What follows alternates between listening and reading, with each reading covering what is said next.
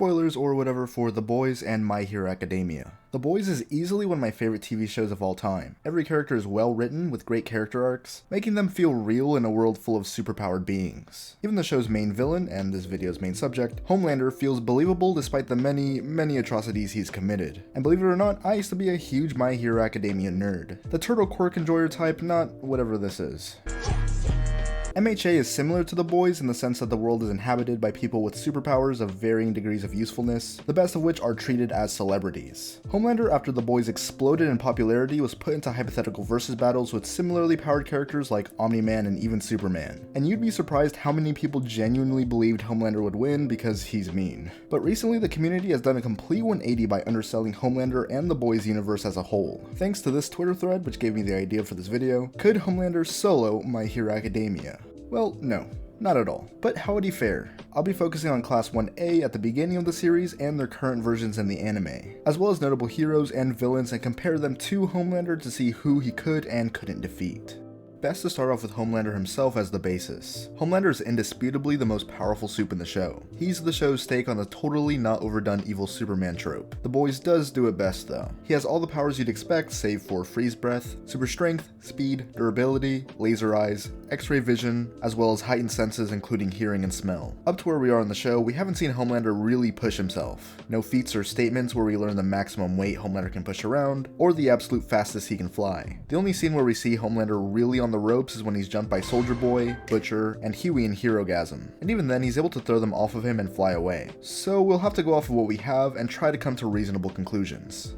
As for his lifting strength, we see him casually throw ordinary people high in the sky and effortlessly break down doors and bend metal. He's also capable of easily throwing a baseball from New York City to Boston, Massachusetts, if Madeline Stillwell's statement is to be taken literally. This, funny enough, actually gives us our first one-to-one comparison. The distance from NYC to Boston is 217 miles, or roughly 349,000 meters. Comparing this to Deku's and Bakugo's throws, which came in at barely over 705 meters, Homelander casually threw 1.6 thousand times harder than the best of Class 1A. It's a common misconception that Homelander wasn't strong enough to carry a plane, but he himself states that he would punch straight through the hole if he tried, not that he can't physically hold up the weight of a plane. A lot of force on a small point is how stabbing works. As for striking power, he scales to and above other soups in the verse. Starlight is hurt but not injured by 2 shots from, this gun. But using this scene as an example, Homelander's easily able to impale her with just his hand. In the same vein, Homelander does impale and disembowel Black Noir, who's been shown to withstand the force of multiple explosions. Even by another soup, Nakib, whose body can create small building level explosions. Stay with me now because it does get crazier. We can also scale Homelander's attack potency to that of Soldier Boy's radiation blast. We see that Soldier Boy's PTSD blast vaporized 19 people and blew through a sizable part of a building. To not only destroy but to essentially incinerate a human body and the material used to create buildings should put Soldier Boy's AP from city block to multi-city block level. We see characters like Kimiko and Queen Maeve survive these blasts, Maeve's being particularly impressive since it was the largest one we saw, and even if it did knock her out, she did survive with some bumps and scrapes. Homelander was able to defeat and injure her right before this, once again while not really trying to fight. So it wouldn't be much of a stretch to put Homelander's own attacks at town level. His laser vision could also scale to this level, if not even higher. It consistently melts through people, weapons, and sliced a plane in half.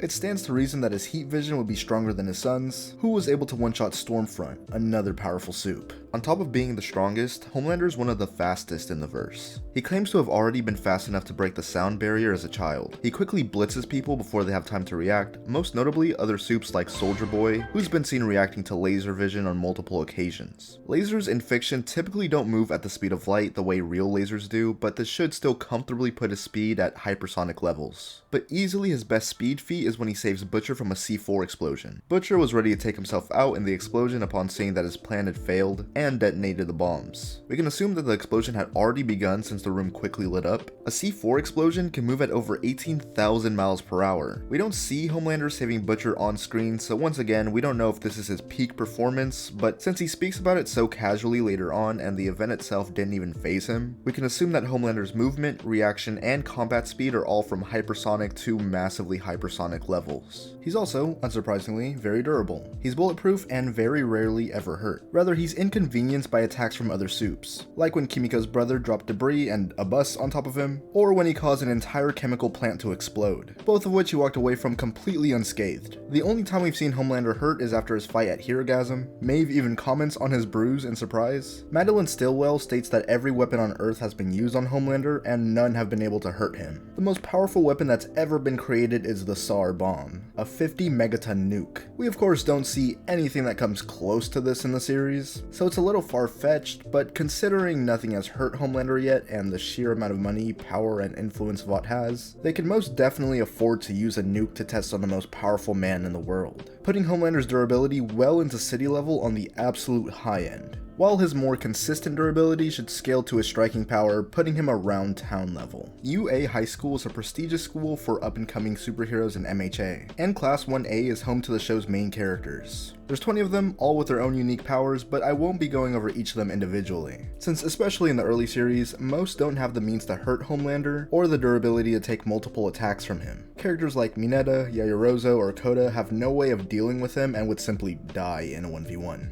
Todoroki, Bakugo, and Deku are the only ones who have a slight chance at putting up a fight. Homelander has a tendency to speed blitz his opponents, but even at this point in the series, we see these guys reacting to lightning, which can travel at around 270,000 miles per hour. Although I do believe Homelander can move faster than the explosion dodging feat I mentioned earlier, and it wouldn't be a stretch to say that his heat vision moves at lightning fast speeds, it'd feel pretty disingenuous to say that he can move much faster than the speed of lightning, meaning these guys would most definitely react to Homelander and his attacks. Deku at this point in the series couldn't use One For All's full strength without breaking a limb, and although I'm sure one of these punches would knock Homelander on his ass, it's still nowhere near enough to do the job. Deku only gets 2 of these, and then he's easily done in by heat vision. Bakugo wouldn't be much better off. He has surprisingly high battle IQ and situational awareness. He uses nitroglycerin in his sweat to create large explosions, but he's competing with the explosive power of a 50 megaton bomb, so unfortunately he simply couldn't injure Homelander. Even if you believe that Madeline was exaggerating and he really couldn't survive something like a nuke to the face, Homelander still comfortably scales to Soldier Boy's massive explosion, which is more than Bakugo can pull off at this time. Todoroki is the only one I feel has a real chance at beating Homelander at the beginning of the series. His fire likely isn't hot enough to burn him, since even as a child, he was unaffected, at least physically, by being left in Vaught's oven for testing. But as we saw in the tournament, his flash fire can reach similar levels of power as a full punch from Deku, but without the drawback of breaking his limbs. But his ice is his win condition. We see that he can create a large wall of ice reaching around a mile in length in an instant. But even more impressively is his ability to freeze other people. He froze half of a Nomu's body, which then shattered like glass. The same Nomu that was swapping hands with All Might, giving Todoroki some durability negation which Homelander would not survive if hit with. So whoever wins that fight depends on whether Shoto could reliably hit Homelander with this specific ability. He is a better fighter though, with much better battle sense. The only other characters worth mentioning here are Tokoyomi and Jiro.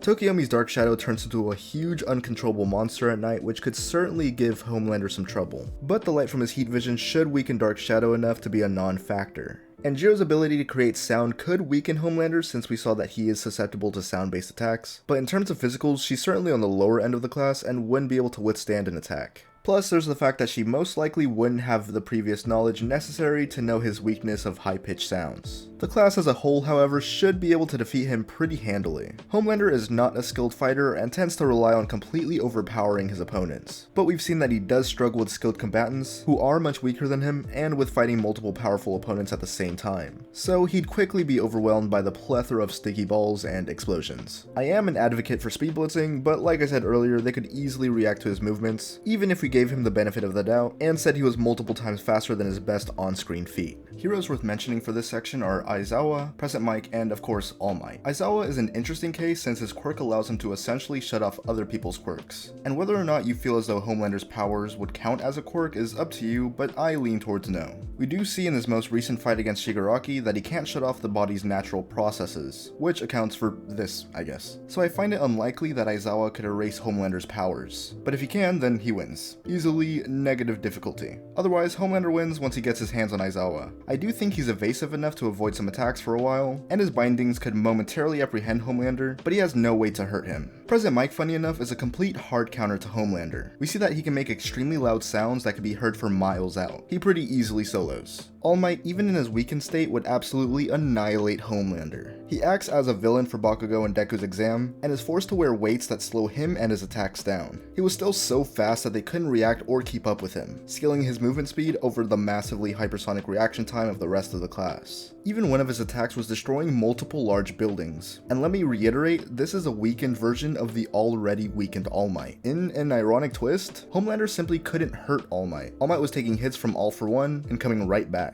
These attacks are much more powerful than anything Homelander's been able to pull off. Not to mention the difference in speed. All Might could literally run circles around Homelander, he gets blitzed into oblivion. Homelander would also struggle with a few of the villains. Starting with someone like Stain, he doesn't have the destructive capabilities of someone like Mr. John over here, but his quirk allows him to paralyze anyone whose blood he ingests. It's debatable whether or not Stain could cut Homelander. In Season 3, he states that Black Noir, someone who's already powerful on their own, wouldn't be able to cut Soldier Boy's skin even if he sharpened his knives for like 1,000 hours. And Homelander is more durable than Soldier Boy. Even so, we see that enough force could cause his nose to bleed, and jamming something into his ear has the same effect. And if Stormfront is anything to go off of, a Soup's eyes are less durable than the rest of their bodies, since she took a pocket knife from a regular old mom to the eye. Stain would most likely be able to paralyze, then easily kill Homelander before Homelander got a killing blow on Stain. And also, can I say that Stain in the Boys universe would be perfect? All the Soups, Homelander specifically, are exactly what he hates about the heroes in MHA, except only much worse. As for the League of Villains, there are only a few that could defeat Homelander. Guys like Spinner, Moonfish, and Big Sis Mag wouldn't put up much of a fight. Even someone like Twice probably couldn't hurt Homelander. Even his ultimate ability, Sad Man's Parade, could be stopped by his laser vision. Similar to how Hawks killed every one of Twice's doubles. Himiko is a similar case to Stain, since her quirk allows her to transform into the person whose blood she ingests, and even allows her to use their quirk after she awakens it. So this leads us back to the, do Compound V's superpowers count as quirks? Which again, I say no.